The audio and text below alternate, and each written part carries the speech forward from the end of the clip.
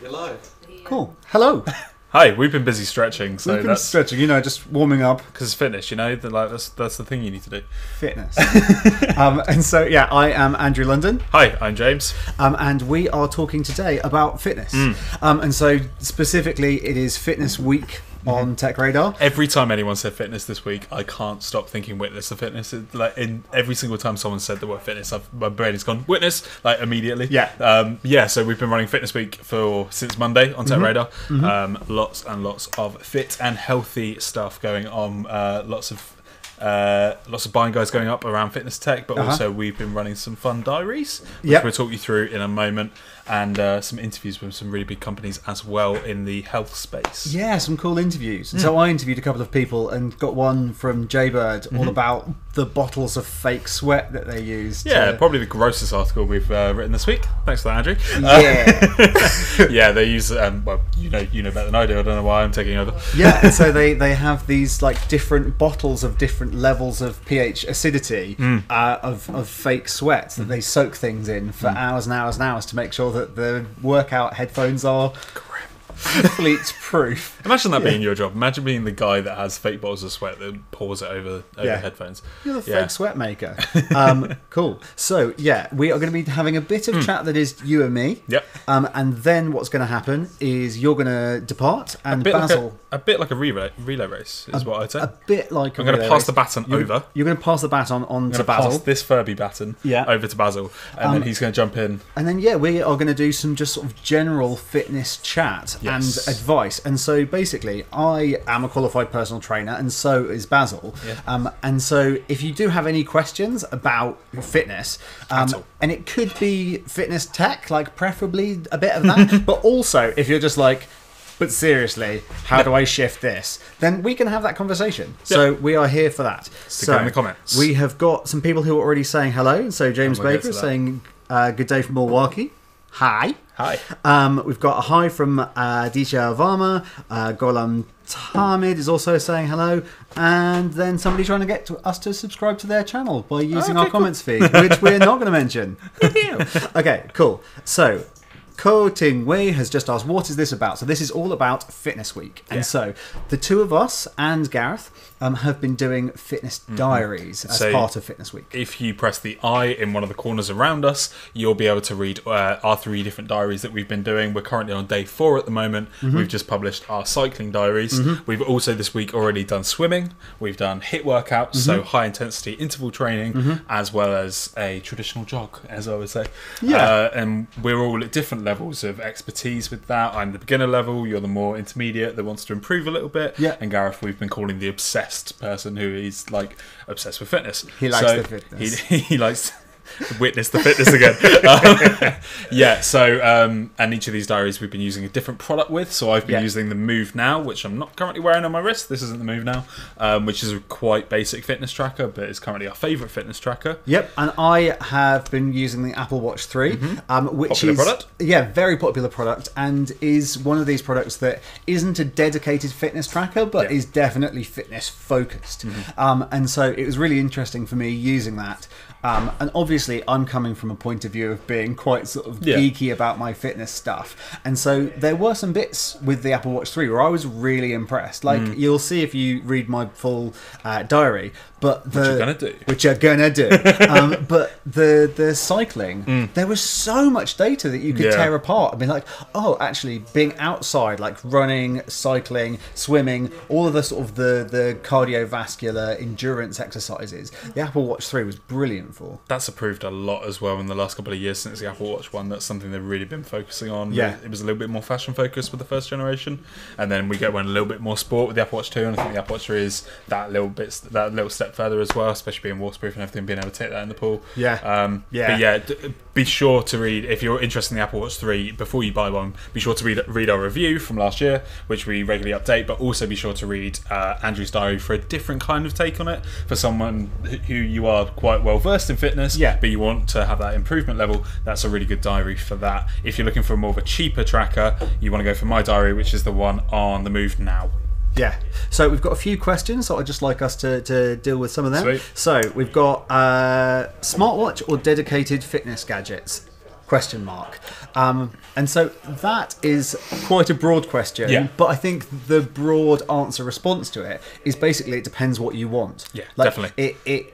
If you're the sort of person where you're dedicatedly training for a marathon and you need to make sure that you're in the right heart rate zone, that you're not working too hard in an anaerobic system and you're going to burn out before you get to the end of your endurance race, you need to know what your heart rate zone is accurately, and you're not going to get that absolute accuracy from a smartwatch that has a heart rate monitor, but you will from something which is a dedicated fitness tracker. It's not the hard and fast rule with it, but the way I kind of think about it is how we've done these diaries in terms of if you want something really basic that's just you in January wanting to get out running, and you want this 6 months period of starting to get into exercise, you're going to want to go for a basic fitness tracker. So we have a guide on the site called Best Fitness Tracker. Go to that for that. You'll want a product like the Move Now. Then you've got that kind of middle ground, which I would just call smartwatches in general, which are a lot more expensive, and you can wear them as fashion items like the Apple Watch 3 or something like the Samsung Gear Sport, but you get a little bit more techie there, and you're spending a bit more money on that, but they're not going to that super high level that I'd say that dedicated running watches are, and that's kind of the top level, I would say, personally. Yeah, and so the high-level smartwatches like the Apple Watch 3 has got more than enough tech in it that if you wanted to train for a marathon and you just wanted to get a good time and you wanted to get your fitness up to a level where you're a high-level amateur, I reckon you can get there with a good smartwatch. Totally. But if you are a really dedicated enthusiast, Go to that top level.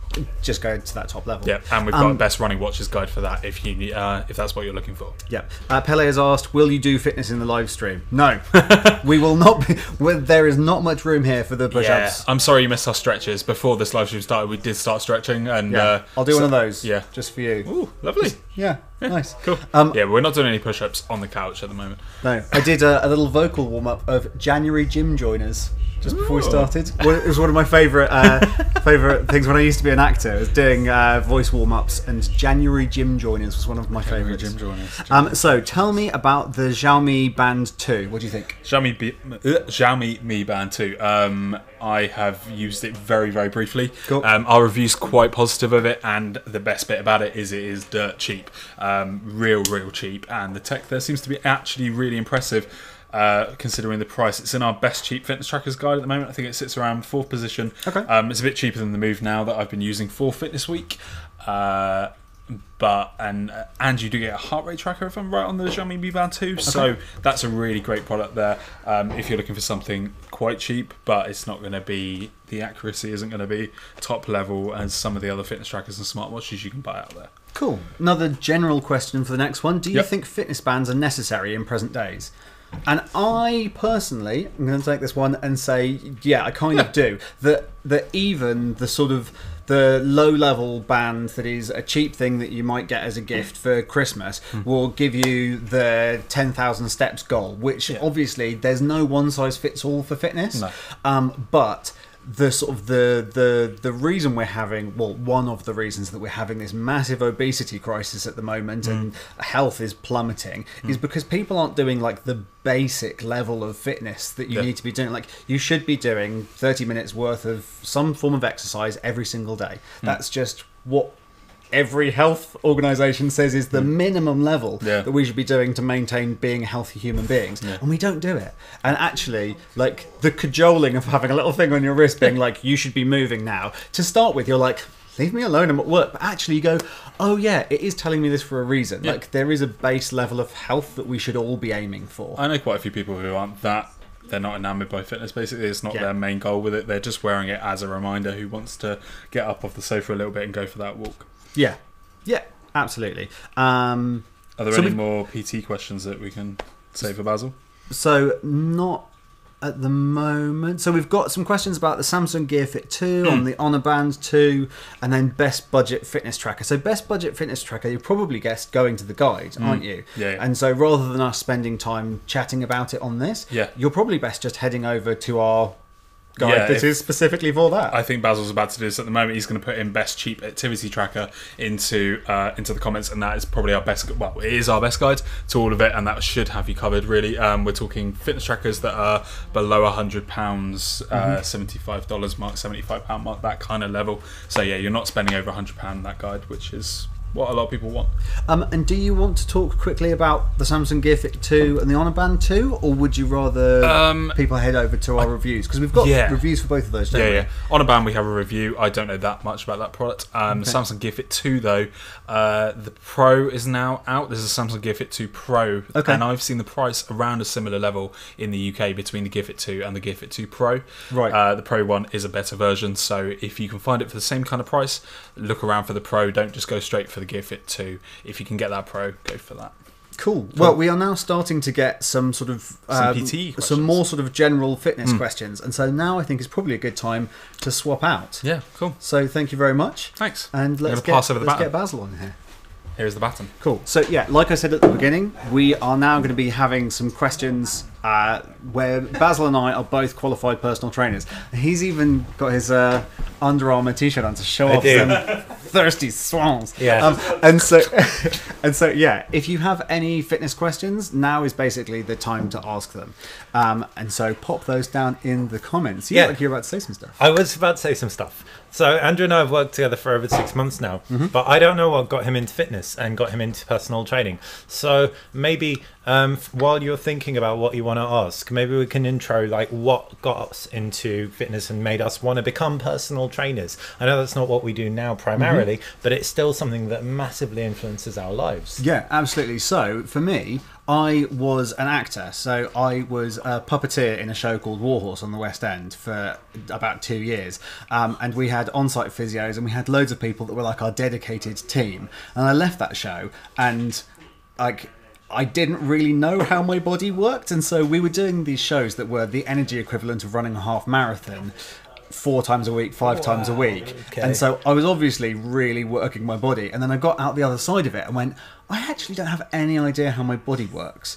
And so I thought the best thing to do would be to qualify as a personal trainer, A, so I could earn some extra money around being an actor, but B, so that I really knew how my body worked. And so for me, the whole thing is about the science of it. Like, I'm really fascinated by the inner workings of the body and how you can use all of these metrics that we can get from our fitness trackers and everything to actually figure out how our body works and to become the most efficient that we can be. That puts so much context into how you talk about fitness generally. So I was saying earlier that when I talk to Andrew about anything fitness related, he comes at it from a very different angle to me, and he does it from a very scientific angle. When he was explaining squatting technique, lunging technique, and the way you do it is really great, and you think and you visualize things really differently, very mechanically, which from a kind of puppeteer inspiration background makes a lot of sense. Yeah. What was your background? How did you get into it? So I used to be incredibly overweight. I used to be about 140 kilos, which is like over 20 stone if you're here in the UK.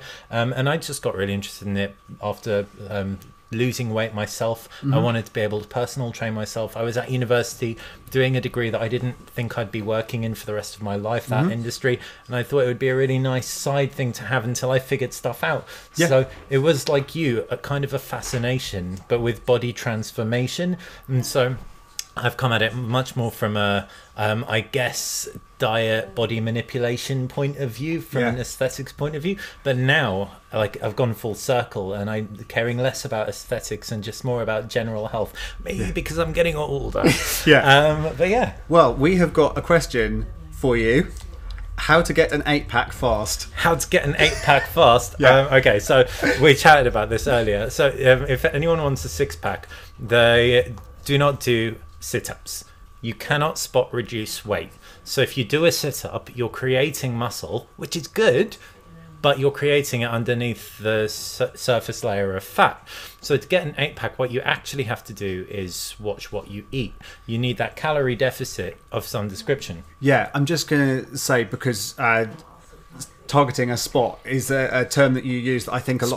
Spot reduce, yeah, that people won't specifically know what that means, and it's basically when you try and work out an area to get rid of the fat of that area. And so people that have bingo wings, as they call them, and that do work tricep extensions, because they think that it will reduce the fat from there. That's not how your energy systems work. Like, that's not. You don't reduce fat from a specific area by working that area.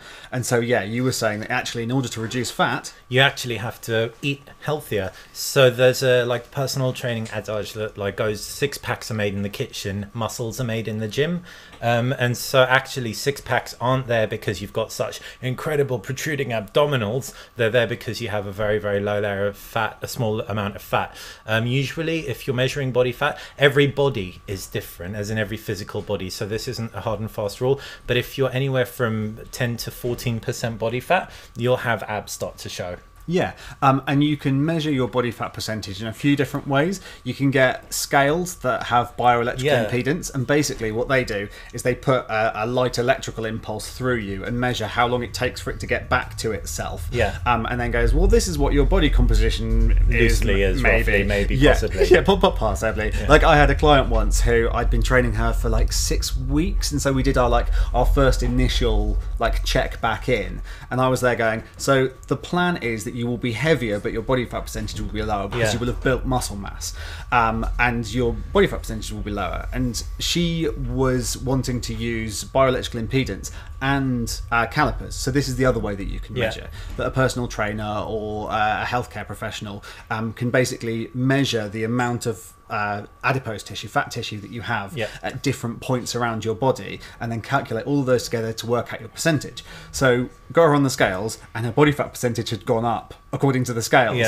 She was like, okay. So the one thing I've actually hired you for, you failed to do. I've put on weight, and I'm fatter. And I was like, I promise you're not. It's the bioelectric impedance, and especially being female, that's just like it, because it gets massively screwed up by water as well. And so being female, you have different amounts of water retention at different points in the month, and all these different things. And so I was like, you just kind of have to ignore it. It can be out by anything up to 10%. Exactly. And like you were saying, that the difference between having a 6-pack and not having a 6-pack can be as little as 4%. Well, 4%'s a lot, actually, but it's roughly like, so I get a 6-pack from like, well, I say 6-pack, I have visible abs from 15% body fat downwards, whereas I have a friend who doesn't get it below 12%. So, you know, you have different bodies, but what's also really interesting with scales like the ones from Withings, Nokia, which are excellent for tracking, but you have to take them with a pinch of salt. If you're looking down at the scales and you're looking up, that's going to give you a completely different reading, because it will, your head won't be included in the factor, because the bioelectrical pulse that's going through you is impeded by even the way you're holding your body. So if one day you're holding your body looking forward and one day you're looking down, you could be out by around 1 to 2%. Yeah. Absolutely. And so someone's asked, what about plank? And so this is, I just want to slightly clarify the answer that we've given. And so in order to get a strong core, you do exercises. Yes. In order to get it so that you look like you have a ripped stomach, you have a diet plan that gets you to a point where you have a calorie deficit. Yes. And so I personally am not a big fan of sit-ups at all. Not at all. Because the general consensus nowadays is that it puts way too much pressure on your spinal discs. And actually, if you think about what muscles are meant for, your abdominal muscles are very, very rarely used to get you from lying down to sitting up. And so actually doing that over and over and over and over again isn't in any way helpful. Such a small part of your abdominals that it actually targets as well. And so your abdominal plane is primarily anti-rotational. And so it's to stop you from when you turn from just falling over. And so all of these directional things that you can do are much better for building a strong core than just doing tons and tons of forward. Forward. So plank, great, and rotational exercises, great. In terms of plank, use your brain when you're doing your plank. You want to visualize your belly button being pulled into your spine so that you contract your core. The plank can put a huge amount of pressure on the lower spine if you let your body dip. So if you're in a room, you can do it now. Get into the plank and visualize your belly button just being pulled into your spine. Get really tight and make sure you've got a nice flat back. It's actually better that your bum's higher, a little bit up than a little bit down. Absolutely. And so we've got somebody saying people are getting lazy with the development of technology. What are your opinions? Interesting. So it depends what technology you're talking about. I think that obviously the fact that a lot of people, not everybody obviously, but a lot of people work very sedentary jobs. Yeah. And so you sit at a desk all day and then you go home and you watch TV all evening, that is obviously going to have a negative impact on people's health and fitness because you're sitting down all the time. Yeah, absolutely. And so it's the new thing, isn't it? The sedentary killer. That it's like the new smoking is sitting down, and obviously, it's a little bit alarmist. Yeah. But at the same time, you probably should be moving more every day. So they've done a bunch of studies that show that if you move every day, it's better than an intense 1 hour session or 2 hour session a week, just for your overall health and fitness. Also, with regards to the six pack, I didn't mention there is exercise that you can do to support it. If you do high intensity interval training, that has been shown to better elevate your heart rate and your calorie burning for a longer period of time and more effectively at dropping body fat, and also because you're doing it for a shorter amount of time, it's lower it's in the long duration, less over, intensity wise. So you're not going to cannibalize muscle. I think that it's important to say is that anything that we're talking about here, if you're going to try it, you should talk to a doctor first and make sure that you are healthy enough to start any exercise program. And with high intensity interval training, it works using a system called EPOC, which is excessive post-exercise oxygen consumption. And so what you do is you work for very short periods of time at a very high intensity, which basically uses an anaerobic energy system, and so it's non-oxygenated, and you can't sustain those for a very long period of time, but they're super intense in terms of the oxygen need, so it puts you into an oxygen deficit, and then what you do is you do a bit of that and then a little bit of recovery and then a bit of that and then a little bit of recovery, bit of that, little bit of recovery. And what that means is that over the rest of the day your body is basically burning calories to try and deal with the oxygen deficit that you've created, and so you end up burning calories for the rest of the day. And so you can do like a Tabata workout is 4 minutes, so you can do a 4-minute workout and get the same if not better results than you would from a half-hour run workout. Exactly. But that doesn't counter the fact that you should be doing half an hour's worth of something that raises your blood, raises your heart rate a little bit every single day. This isn't you should be going for a run every day. It's not you should be like doing a crazy workout every day. Like you should be doing something that is more than just a casual trundle for half an hour every single day. If you can just walk to maintain to work your health at a healthy pace, save yourself the travel card. If you can walk to the train station rather than take the bus, little things like that are going to get you to base level healthy, and then anything you do in addition will be a bonus. The next thing from Pele was actually asking exactly that, and so we've already answered that. Somebody has asked what you're drinking, Basil. I'm drinking coffee, but I'm drinking it in a porcelain reusable cup because we don't want to use too much plastic. Yeah, great. Ko Ting Wei has asked, what fitness should we do to improve swimming? Swimming. So if you want to improve swimming is the perfect thing to do. Exactly what you said. So it's a slightly smug and not very helpful response, but we as human beings adapt directly to whatever physical demand is placed on our bodies. And so if you want to get better at swimming, swim more. If you want to get better at running, run more.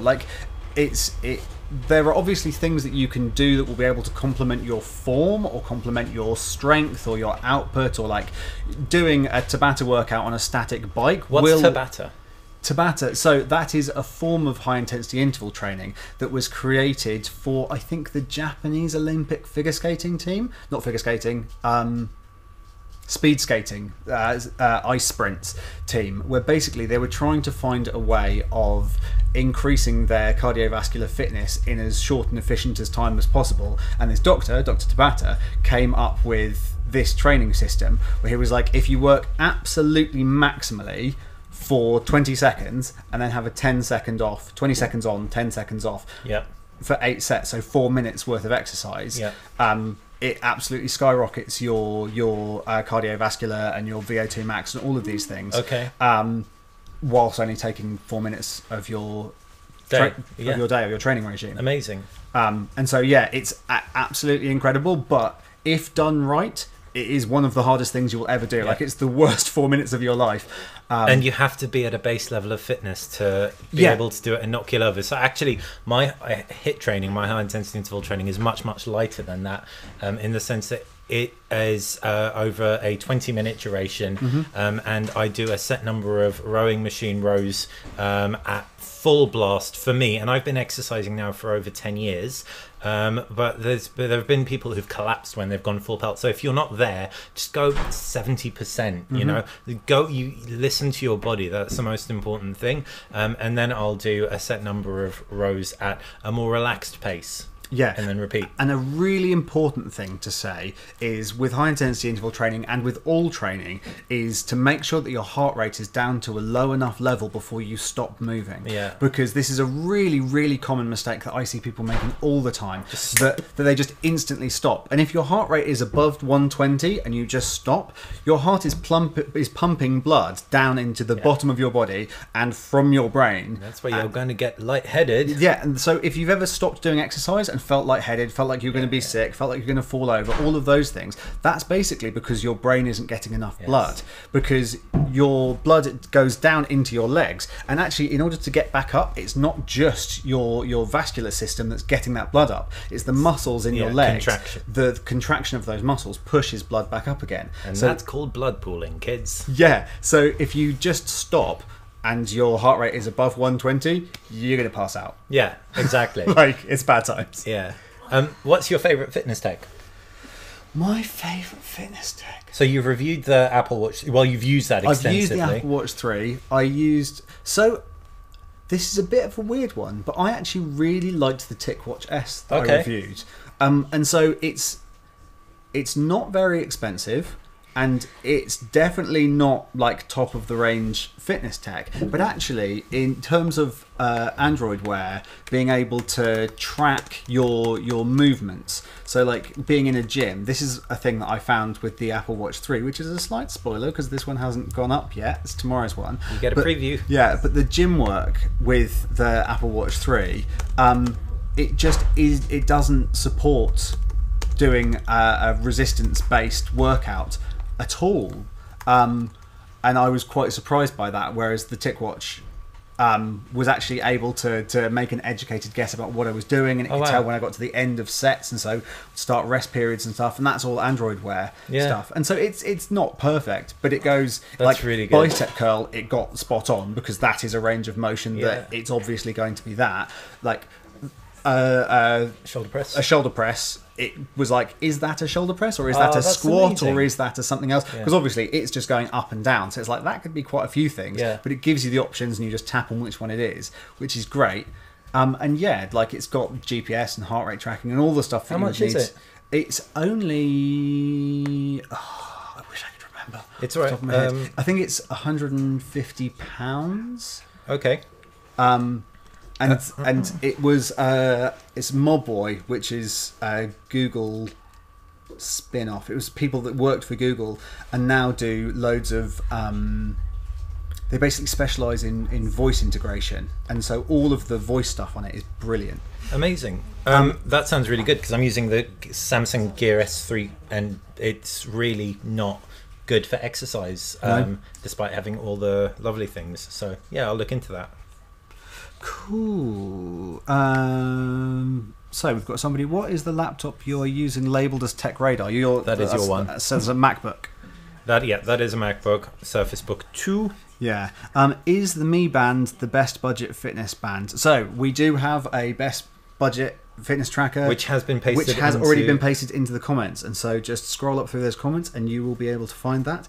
Pele is saying, heard of a Japanese training technique, you strap something around your arms and legs so the blood won't pump through as much, you can get major gains that way. Major gains, sick gains, bruv. Yes, mate, all about the gains. So I've never heard of that. I've never heard of it either. No. So the whole thing around that is probably going to be all about trying to encourage a degree of blood pooling-ish, sort of. But so you over oxygenize your muscles in a burst, and that just doesn't sound so. Yeah. So basically, when you are trying to, like, the whole the gains thing that we were just doing is a really common thing in the gym, that like people trying to make as much muscular hypertrophy, muscle gain as possible, talk about getting the gains, and there are a million different memes on the internet. But basically, it's about creating micro tears in your muscles by getting them to a point where you've overloaded them, and so then when they recover a bit bigger. They recover a bit bigger. Yeah, you have different types of muscle fibers. You have muscle fibers that grow not that big, but they're good for, you know, repetitive exercise like cycling or running. And then you have like other muscle fibers that get nice and bulky, and if you want to add muscle and look like you're adding muscle, they're the ones that you want to target. But I think I can't over stress. I'm over 30 now. Maybe in my early 20s I was really concerned about general like aesthetics and all that. Now a broad fitness gives you the best body because it's also the most functional body. So functional fitness generally beats the like gains mentality. That's really interesting, Pele, and I'm going to look into it afterwards because it's something I've never heard of, and I really like just being aware of stuff. But exactly what Andrew said with regards to swimming, for swimming, functional fitness is the best thing you could be. It's what gets you to an old age without getting injured. Yeah, absolutely. And it's an interesting thing that basically I often had clients that would come in that would go, I want to get strong, or I want to have a six-pack, or I want to lose weight, or I want to whatever. And it's a thing that is quite difficult to convince people of as a personal trainer, is that actually everyone kind of wants the same thing. Yeah. Like, obviously you get guys that want to get massive, and you get girls that want to get very thin, and like, this is a generalization. It could be the other way around. Yeah, absolutely. But just generally speaking, of the clients that I had, those were the common trends. Yeah. But generally speaking, gaining a little bit of muscle mass is healthy for pretty much everyone. Yeah. And reducing body fat percentage is kind of healthy for everyone. Exactly. And you get those by gaining muscle mass and watching your diet. Yeah. And that it's not just about doing strength training, that you do some endurance training, some strength training, some muscular hypertrophy training, and you do all of these different things mixed together till you get to a point where you are healthy and strong. And once you are healthy and strong, you will look the way that you want to look. Yeah. So a lot of the time, people that go into a gym with aesthetic goals actually just need to do fitness goals, and will get there. Like, for example, if someone was to try and dabble in something like steroids or something that gives you an unnatural amount of gains, what you're actually doing by increasing your muscle mass that quickly, you're going to be placing a huge amount of strain on your joints, because your muscles will be pulling on your joints, and your joints won't have enough strength to deal with this incredible new pull that is unnatural. So if you get to as fit as you can be and accept that every physical body is different and go with what your body can give you, you're going to be in the best position forward for long-term health. Yeah. So we've got somebody asking if diet plays a vital role in addition to exercising to stay fit, and yeah, absolutely it does. And that will be about a few different things. If you have your different levels of your macronutrients, so you're making sure that you're eating the right amount of protein to help your body to recover from working out, that's really important. Making sure that you're eating the right amounts of vitamins and minerals and nutrients, and keeping a balance of your omega oils and all these sorts of things. Eat raw foods as well, so that you get the enzymes to help you digest all those. Yeah.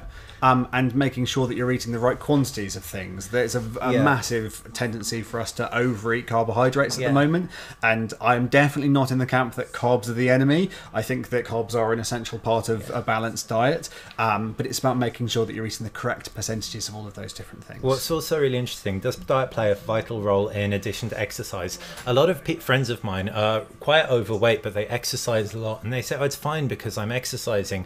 Actually, the more adipose tissue fat you've got, that can actually do things, everything from affect your testosterone and therefore affect your fertility right through to your heart. So it's not just what you know, oh, I'm fit, I can run a marathon. It's also what's going on inside your body. So if you are considering, you know, starting a new exercise regime or looking into changing your diet drastically, getting much healthier, it's a really good idea to get your GP to do your blood work so that you can see your starting point, and then you'll get to see the difference it makes. we are getting kind of to the point where we normally finish a show, so I think we'll take one more question. If anybody has any burning questions, pop them in the comments, but otherwise we are just going to do the what should we do when we suddenly have to cram question. Have to cram what? If you are going on holiday in a couple of weeks' time and you need to look good. So the uncomfortable answer is there isn't really much you can do. Like there are fasts that you can do, and like a really unhealthy thing that you can do that fitness professionals do not advocate you doing in terms of long-term health is just completely ridding your diet of carbohydrates. That what will happen is you will go into an energy your body will basically start using your natural reserves to make up for the fact that you're not eating carbohydrates in a way that will slim you down very quickly. But what this will do is it will mess your hormonal system up massively. You'll become really angry all the time. Your breath will smell bad, and it will probably leave you with skin that doesn't look great, because if you lose adipose tissue too quickly, your skin becomes a bit saggy. But that's the thing where if people are like, I'm going on holiday in 2 weeks, or it's my wedding and I'm freaking out, and like that's the thing where you're like, cool, do that and you will lose some fat in 2 weeks, but it is not good for you. It's not great for your body. The only other thing that I would say is I do intermittent fasting. Fasting of some description is really great for your whole body, especially your digestive system. And that is, you have an 8-hour window every day in which you eat. So mine is from 12 p.m. to 8 p.m. And then the other 16 hours, you just don't consume any solid food or any drinks that can affect your blood sugar levels. So I would only outside those hours have water or coffee, and try not to have too much coffee on an empty stomach. But yeah, so intermittent fasting is very helpful, twofold. Like I said, it helps your body flush it out the digestive tract, and also it minimizes the window that you can actually eat, and therefore you tend to just consume less. That's pretty much it, guys. That's pretty much it. Thank you for all the questions. Oh, one quick one on TechSpotter. 1 day per week fasting, only water, Pele. So a 24-hour fast actually isn't a bad thing a week. So a lot of people might be freaking out. But you tend to retain the carbohydrates in your body, the glycogen in your muscles for up to 16 hours after your last meal anyway. So you're not actually going into full starvation mode. What I will say is, if you are doing a full fast 1 day, it's actually also worth over consuming calories on another day, because if you're on a consistent calorie deficit, your body will go into starvation mode and it will actually become less efficient at losing calories. So overdoing it on one of the other days of the week will actually help your body be like, oh, you're throwing me off, I'm just going to be normal. Yeah, absolutely.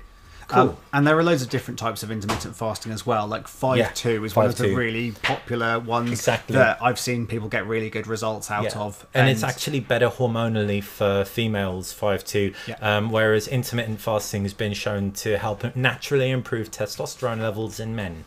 Yeah. So we have suddenly got quite a lot of questions pouring in, but we have kind of reached the end of our time. Okay. What do you think? I think I am gonna just jump in. Should we just try and trawl through them quickly? Go for it. Does Alper lipoic acid help lose weight? That's CLA, if I'm not mistaken, also known as conjugated linoleic acid. Yes, it does help you lose weight. It's been shown in loads and loads of studies. It's quite difficult from my and that's safflower oil.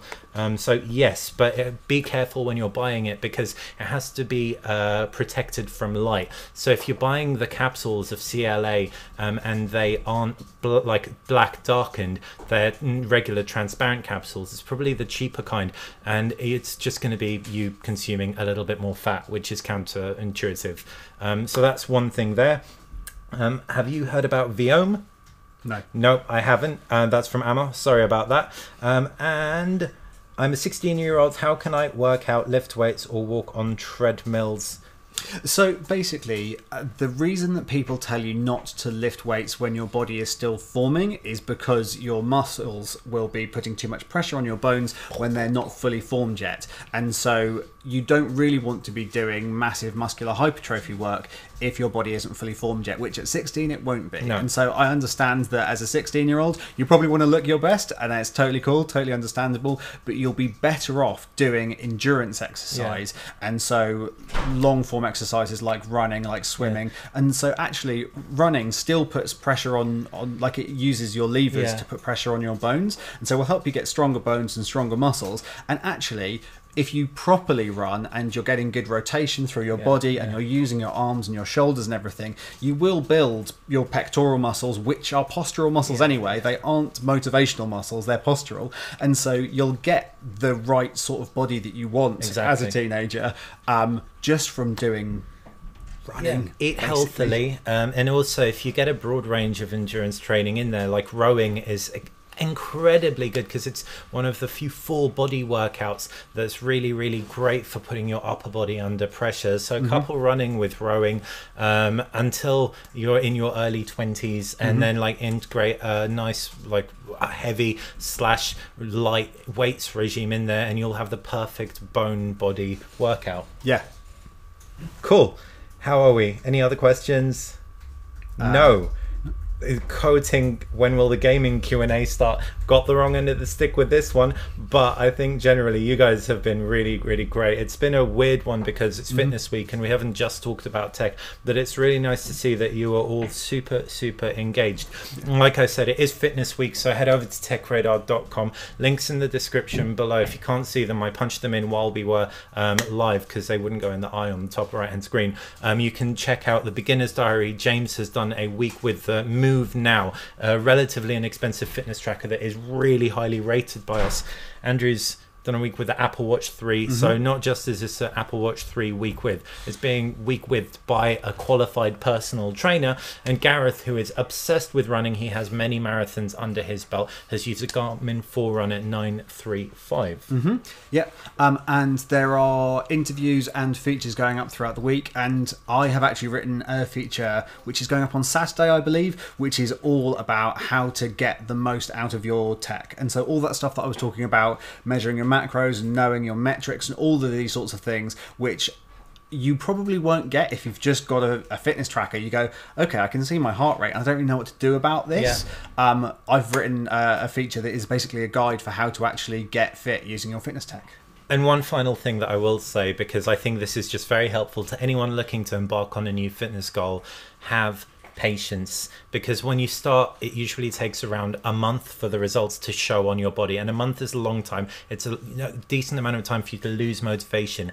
But if you get something that will track your progress, like the Nokia scales we were talking about, that will send that information to your smartphone, then you can visually see your body fat percentage, or even if it isn't perfectly accurate, at least it's comparative. The one thing that I always used to say to clients was, it'll take 6 weeks before you notice significant change, and it'll take 8 weeks before other people do. That's such a good way of looking at it. And so if you're working out and you've been doing it for a month and nobody's complimented you on your change yet, you've got another month to go before that's going to start happening. But when it does, it's going to be amazing. But just don't lose heart because people aren't commenting yet. Amazing. Cheers, guys. Have an excellent rest of the week. Thank you for watching. Thanks. Bye.